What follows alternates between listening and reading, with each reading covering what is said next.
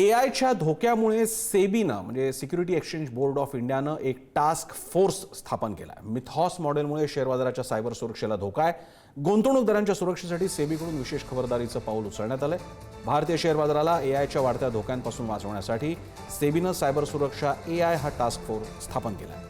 अँथ्रोपिकच्या मिथॉस सारख्या प्रगत AI मॉडेल्समुळे trading प्लॅटफॉर्ममध्ये घुसखोरी होण्याची भीती निर्माण झाली आहे. या पार्श्वभूमीवर बाजार संस्थांना यंत्रणा अपडेट ठेवण्याचे आणि नियमित सुरक्षा तपासणी करण्याचे आदेश सेबीनं दिले. तन्मय दीक्षित आपल्यासोबत आहेत, सायबर सुरक्षा तज्ञ. तन्मय, हा नेमका प्रकार काय आपल्या प्रेक्षकांसाठी समजून सांगा. सर्वात महत्त्वाची गोष्ट ही लक्षात घेतली पाहिजे की आपण जेव्हा इंटरनेटवरती असतो, जेव्हा शेअर मार्केटच्या ट्रेडिंग करतो, तेव्हा तो जो प्लॅटफॉर्म असतो त्याच्यातल्या वेगवेगळ्या बग्स जे आहेत ते त्रुटी इझिली आयडेंटिफाय एआयच्या माध्यमातून केल्या जाऊ शकतात आणि इलिगल ऍक्टिव्हिटी पण होऊ शकते. अशी ऍक्टिव्हिटी होऊ नये म्हणून हा जो आहे हा टास्क फोर्स जो आहे तो तयार केला गेला आहे. सर,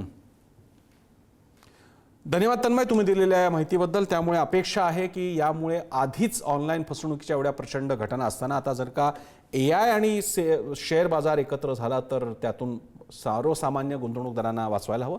महत्त्वाची माहिती. धन्यवाद तन्मय.